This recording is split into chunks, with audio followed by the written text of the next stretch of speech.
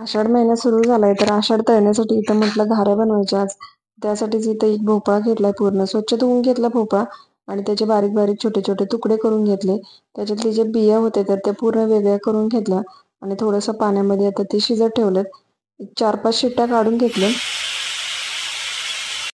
भोपळा शिजतोय तोपर्यंत इकडं गुळ छोटा छोटा एकदम बारीक असा कट करून घेतला.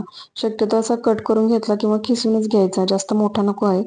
तर आता व्यवस्थित भोपळा शिजलाय, त्याच्यावरची साल काढून घेतली आणि एका मोठ्या कढईतच घेतलेलं आणि जो गुळ घेतला होता तर तो याच्यात मिक्स करून घेतला आणि गॅसवरती ठेवला. एक 2 ते 3 मिनिटच झाले तर तोपर्यंत गुळ मेल्ट व्हायला चालू झालं. 4-5 मिनिटच ठेवला तोपर्यंत पूर्ण गुळ विरघळून गेला होता ह्याच्यामध्ये.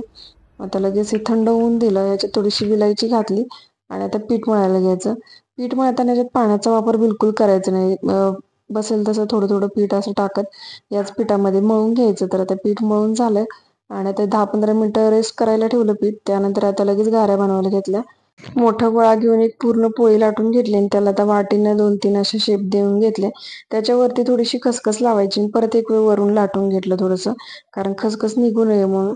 आता तेल गरम झालं होतं, मिडियम फ्लेमवरच तेल गरम करायचं. आता फ्राय करून घेतल्या आणि खूप छान झालेल्या होत्या घाऱ्या. टेस्टला पण खूप छान लागतात. तुम्ही पण नक्की ट्राय करा.